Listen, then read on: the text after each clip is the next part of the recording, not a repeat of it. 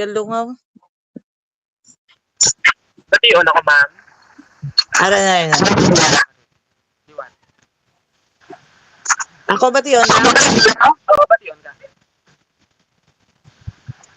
So, good evening, ma'am. So, tonight, we'll be asking you a question, how a teacher can integrate technology in assessment.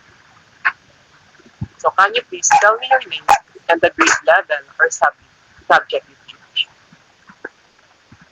Good evening. I'm Meredith Abidolsa, teacher in Binabaga National High School, teaching TLE, grade 7 to grade 10. STE students. How long have you been teaching? It's been 8 years already. What do you think are the advantages of using ICT for assessment compared to traditional methods? Okay, the advantage of using ICT in assessment is you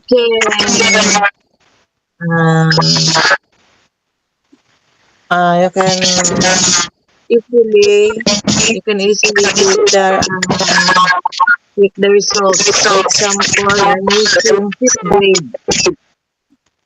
So after the students answer the exam or the quizzes in the 5th grade app, I can see the results and I can see the item analysis of the exam or the quizzes. The next question is, have you encountered any challenges in using ICT for assessment? If yes, how did you handle them? Yes, I have encountered challenges in using ICT in assessment, especially if students don't have cell phone. So, let's say cell phone, if their cell phone don't have loads, I let them borrow my cell phone or let them connect to my data so that they can take the assessment. So thank you, ma'am. The next question is, how do students respond to ICT-based assessments? Do they seem more engaged? Okay, they are more engaged. I have tried using ang shading na nablaw. So kung ka shading sila, nakatry ka mo. Wala. Yes, ma'am, nakatry. Wala. Okay, kung mag-shading, then makakagawin sila. Kung ballpen na nagamit, then malaki lang. So while using ICT, nila ma-review ko yung answer, then makabili sila kung makatulog. So, ang next question is, what ICT tools do you commonly use to assess student learning? For example, Google Forms, Kahoot, learning management systems. Okay, for already 3 years, I'm using SIPGrade. So, SIPGrade, siya nga free. May free siya, then may ara man nga mabayad. So, gabayad ko sang SIPGrade so that damo nga assessment ang ang mahatag ko. Thank you, sa ila. The question is, how do these tools help you assess your students more effectively? As I said earlier, using SIPGrade, I can easily check the item analysis. So I can check what number that students are poorly hindi nila kaya maansira, nabudlayan sila, hindi nila naintindihan. So makita ko dayon, then maka-feedback and then review sa ila liwat or sa ila. For example, kung quizzes lang, So nabalaan ko nga na muna siyang kuan ng topic nga nabudlayan sila. So pwede kami ka-discuss more further for the exam nga maintindihan na nila. And sa mga reporting sa school, I can easily report my item analysis because I'm using ICT. Thank you, ma'am. The next question is, can you share an example where you use ICT to assess student learning in a creative or impactful way? Ang example? Sample using grade, as I said. So, sa grade, pwede siya using your laptop or your cellphone.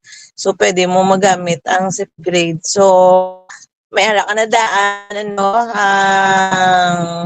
imong questionnaire and choices na then mo siya PDF file, i-upload mo siya sa zip grade, automatic mamagawa na siya. So may code ka nga ihatag sa mga students, then amo na siya makasulod sa sa assessment.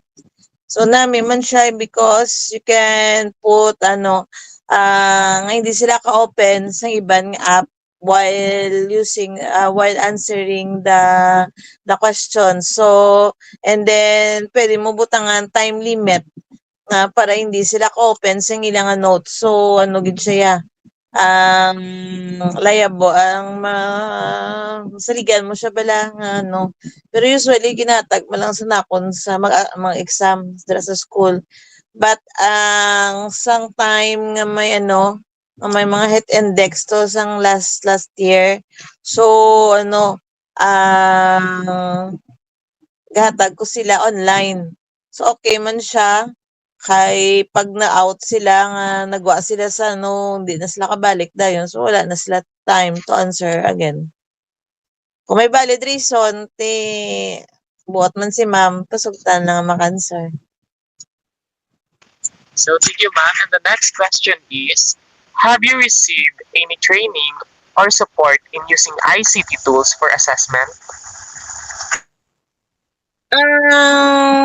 During our inset, mayroong mga training sa una sang pandemic time pa using Google Sheets, Google Forms. But then as ang SIP grade na man na siya sa inset, pero makita mo sa YouTube, pag nakita mo nga nakita ko nga mas nami si SIP grade compare kay Google Form. So that is why gingamit ko siya for 3 years na subong. And the next question is, in your opinion, what kind of support or training would help teachers use ICT in assessment more effectively? So, especially ang mga hindi bala ICT grad or ang mga hindi gid sagad sa ICT so nami gid nga may training sa school during inset nga hands-on gid hindi lang mahambalang-balang. So kinahanglan hands-on gid si teacher. Kay kung ginahambalang-balang wala actual nga ginahimo so wala hindi siya effective.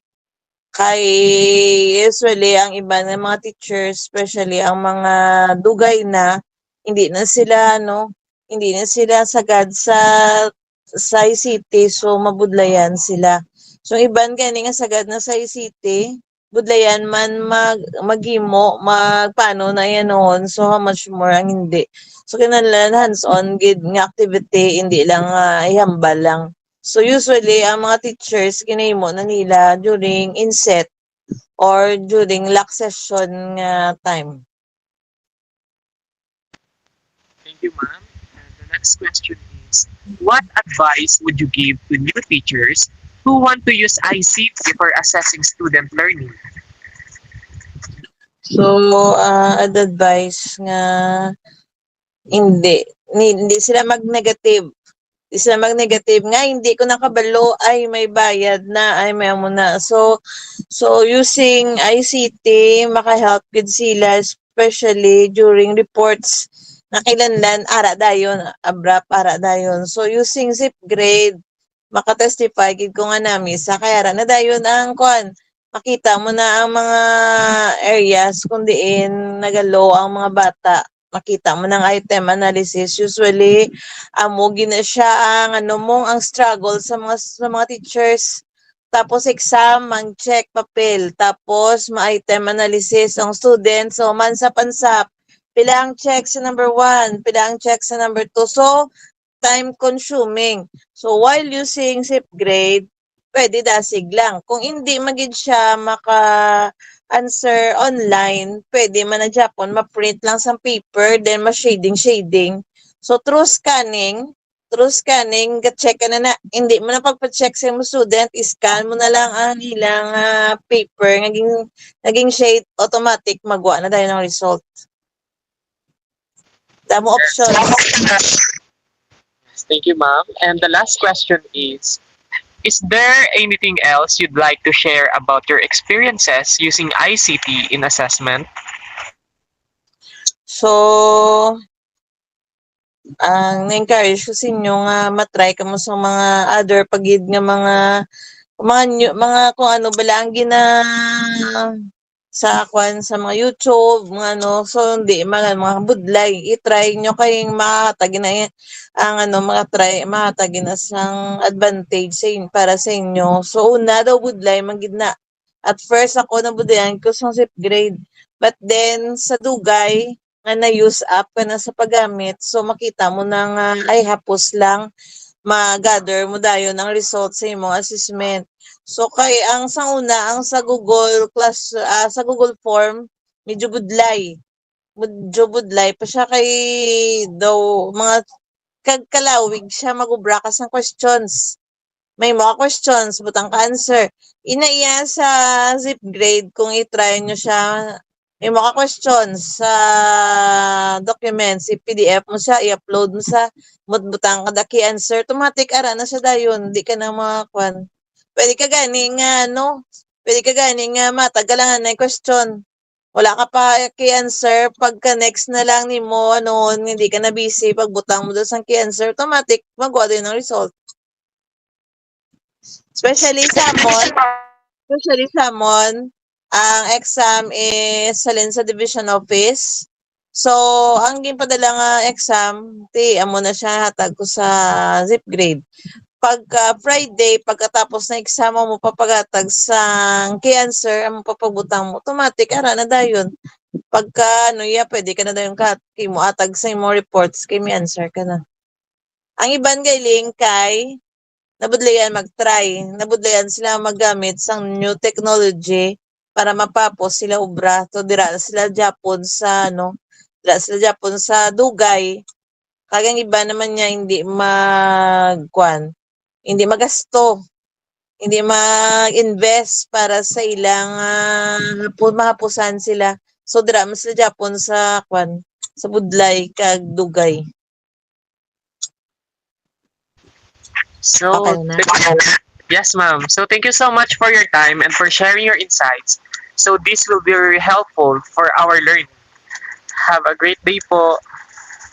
Thank you. Thank you, ma'am. I hope nakakulik. Yes, ma'am. Very helpful. Good siya. Doon na uyak. Kiling-kiling lang sa mga duwan mo. Video birth mo.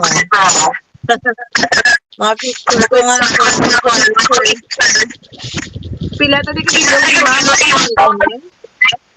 Oo, ma'am. Classmate na naman.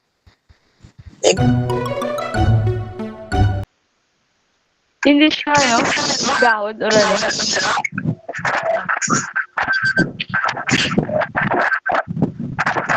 Okay lang man. Batiin lang ko. Clear lang. Okay. Sakto. Dasig naman.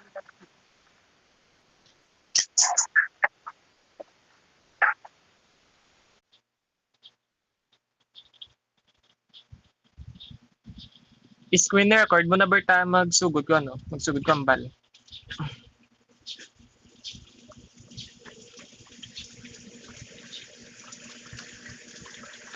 I-on mo lang dayon imong mic nang kay tapos ko question i-off ko lang akong mic.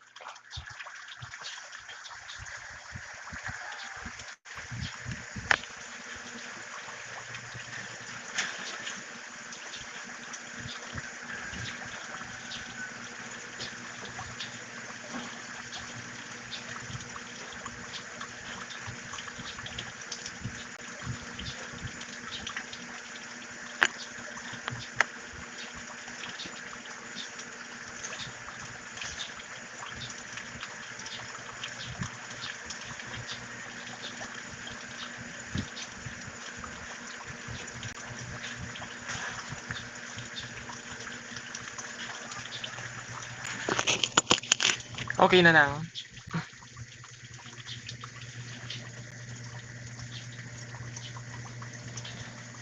Clear man ako ng tingog.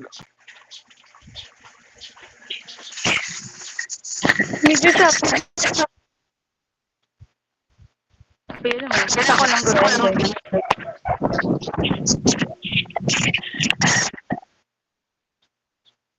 Bro, clear man imo.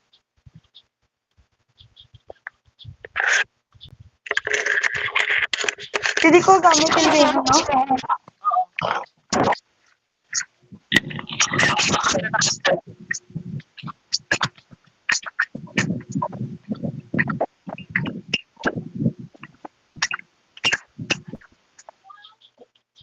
Bisa ka ba di Bation na na.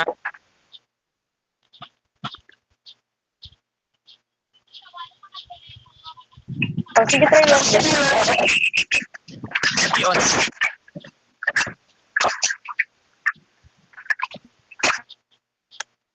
Bation ako ng Okay na rin.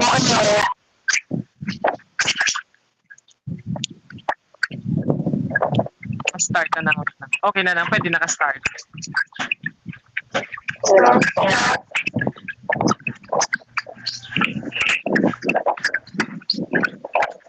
Sige, ano yung topic about assessment? Oo. Nang kung paano i-integrate ang technology sa may assessment. Ano binili sa assessment quizzes? For example, ang Diba? mga question. Oo. Kung paano ba nakakapaglig ang technology sa assessment.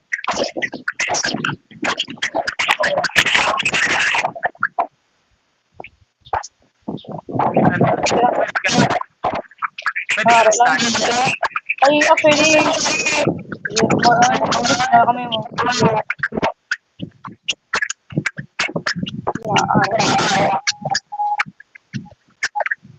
Ano, feedback or ano?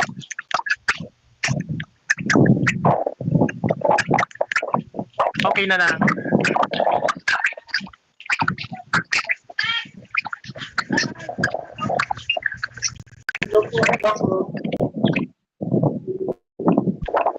Okay na lang, start na.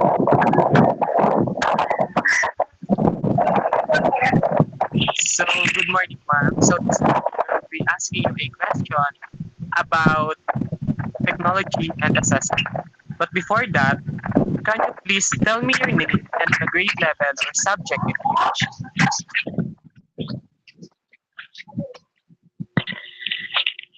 Hi everyone, I am Miss Cynthia Ikasuyon, and I'm actually teaching grade 7 mathematics. How long have you been teaching? So I've been teaching for a year, isang sine. Thank you. What ICT tools do you commonly use to assess student learning? For example, Google Forms, Kahoot, learning management systems. So in our school, we actually have LMS or the what they called Quipper. So we use Quipper, no. And for my math naman, yeah, I sometimes use, most of the time, I use random name pickers, especially ang wheel of names. So, wala. How do these tools help you assess your students effectively?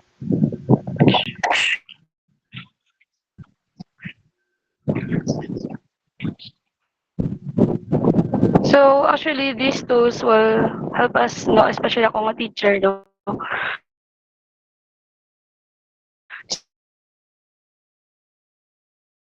That will also make ang teaching and learning maging interactive, especially during assessment.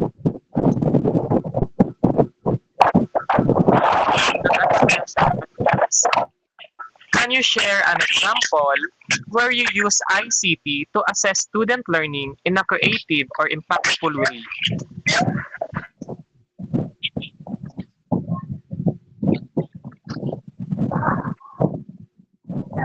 So as I've mentioned, I use wheel of names, no. So it randomly picks the name of student. So in that way, ang ako mga estudyante nanging attentive, no. Kay there will be possibility nga sila randomly picked, and that allow or encourage participation and as I say, attentiveness during sa klase. So that's one way sa ato na formative assessment. So dra ka engage ang ICT. Thank you so much, ma'am. Next question is, what do you think are the advantages of using ICT for assessment compared to traditional methods? So with the use of ICT actually, so as I've mentioned, now we use LMS nga Quipper. So sa Quipper, we send assignments, no? So we also send lessons. So we send lessons and then assignments, and in that way, we can monitor kung naintindihan gibala sa estudyante ang ilang lesson. So if they answer the quiz, they mera someone teachers and no that we can check kung pila ka percentage sang inang quiz ang iyang ansiran. So it will give us a, especially sa ako no sa math na overview ay amula ning nabalaan sang estudyante sa ini nga lesson.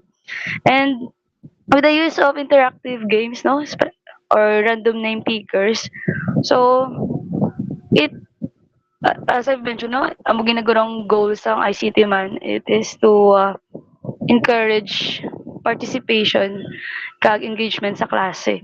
So that's the advantage gid sa the use of ICT over traditional methods nga which some makambat ang do ka ay amo lang ni perme paper and pencil lang. So do ka boring do wala excitement sa part naman sa estudyante. So I think amo ginang mga advantages sa paggamit ng ICT during assessment. Thank you, ma'am. And the next one is, have you encountered any challenges in using ICT for assessment? If yes, how did you handle it? So of course no, we have a lot of challenges just sa paggamit ng ICT, especially that we are in the rural area. So commonly, you know, not stable internet.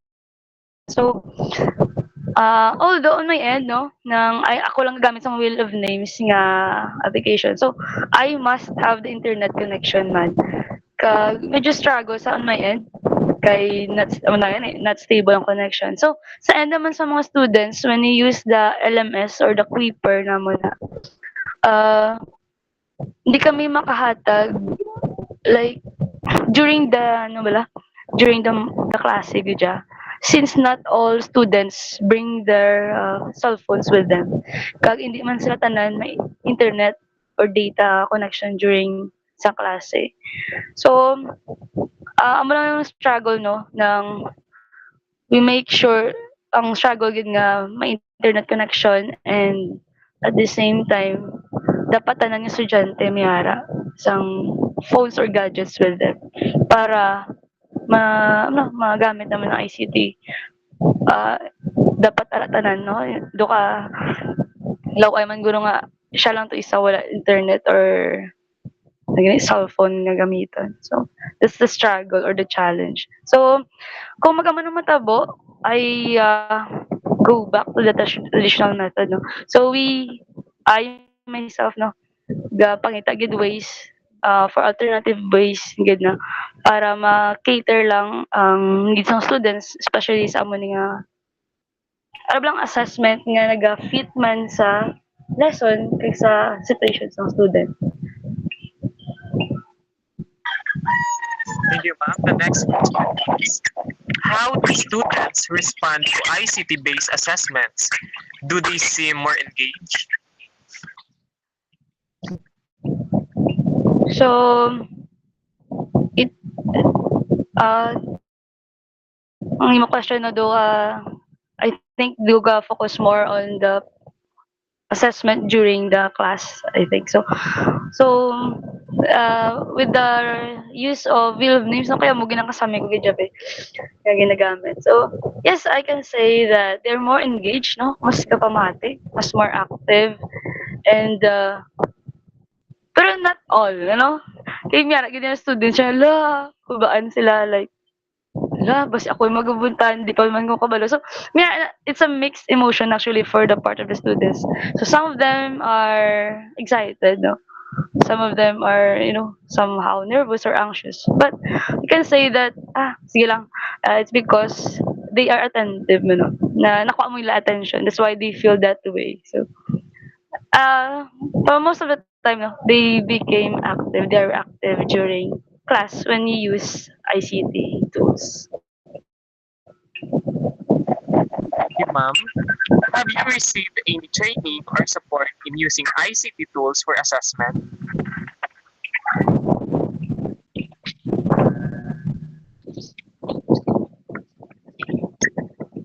So, in my 1 year, so previously wala kami nagaan chance, no? Ako, good.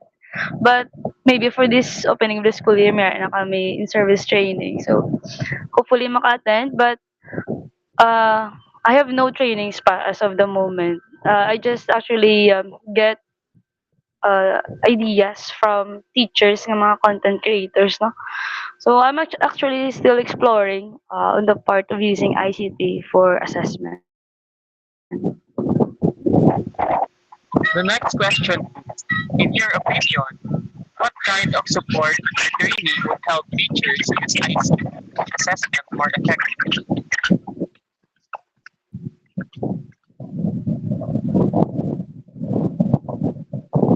So it's about the support, right? No, support na, no?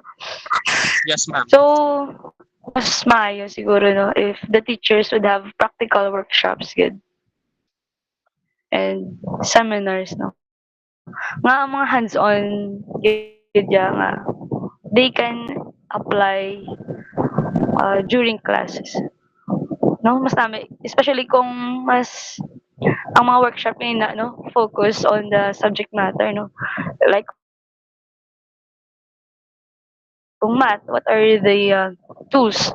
I know actually some tools man, no, like GeoGebra, that is good for for lesson lang.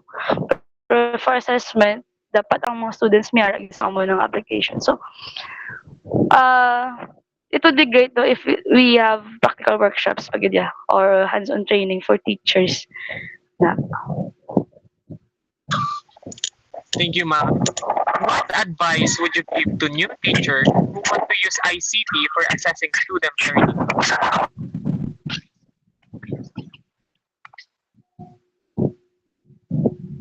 So, we will start with simple tools, no, ang nabalanta ng danay.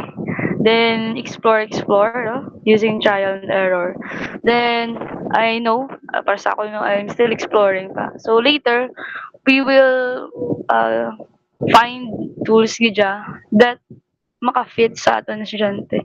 Kay when we use the ICT tools, especially for assessment, we're not just looking for ang kapasidad sa ilang ICT tools, no, but we also looking for the suitability. Is it suitable for students in their current situation, no? Do they have internet? Do they have gadgets nga maka-support sa ining application? So, we need to explore pa gid. And especially sa ako, no, we need to explore about the tools nga gamiton for assessment sa math, no. Damo naman gagawa. So, explore lang.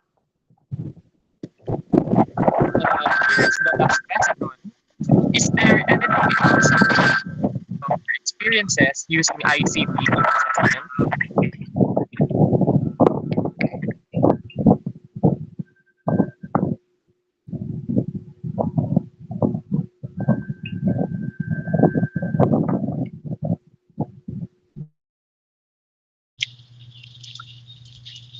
Again, ma'am, is there anything else you'd like to share about your experiences using ICT in assessment?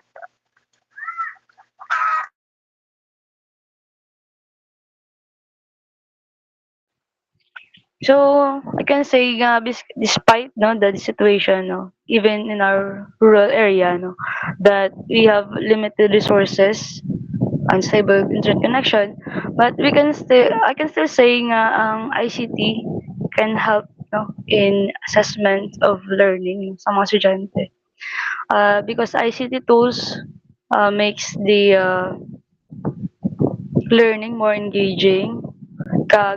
With the use of LMS, no, which is an ICT tool, it is accessible for students, no, where they can learn at their own pace, man. So, amo na, no, we must go in with time, no, since education hindi lang siya dapat stagnant, no. So, we must explore man gid, especially with the use of ICT now that we are advancing in technology. So, I think that's all. Thank you so much, ma'am, for your time and the effort for sharing your insights. So this will be very helpful for us in our learning. And have a great day. Thank you, Nang. Sure, you're welcome. And I hope you've learned something. So, Bye-bye. Thank you. Thank you, good Nang.